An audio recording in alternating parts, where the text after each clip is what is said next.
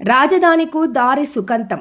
నంద్యాల జిల్లా మీదుగా రాష్ట్ర రాజధాని అమరావతికి 4 వరుసల రహదారి ఏర్పాటు కానుంది. అనంతపురం నుంచి గుంటూరు వరకు ఉన్న NH 544Dని విస్తరించనున్నారు. అనంతపురం జిల్లా తాడిపత్రి నియోజకవర్గంలోని బుగ్గా గ్రామం నుంచి నంద్యాల జిల్లాలోని సిరివెల్ల మండలం పచ్చర్ల గ్రామ శివారు వరకు దీనిని విస్తరించనున్నారు.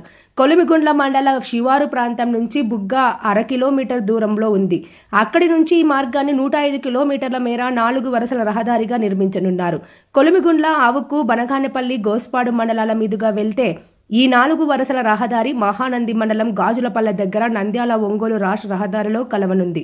ఈ పనులకు కేంద్ర రవాణా, జాతీయ రహదారుల మంత్రిత్వ శాఖ అలైన్మెంట్ అప్రూవల్ కమిటీ ఇటీవలే పచ్చ జెండా ఊపింది. బుగ్గా, గిద్దలూరు మధ్య 135 కిలోమీటర్ల పొడవున రహదారి విస్తరించాల్సి ఉంది. ఈ మార్గం నంద్యాల, ప్రకాశం జిల్లాల పరిధిలోని దట్టమైన అటవీ ప్రాంతంలో 25 కిలోమీటర్లు వెళ్తుంది. ఇక్కడ 4 వరుసల రహదారిని నిర్మించేందుకు కమిటీ ఆమోదించింది.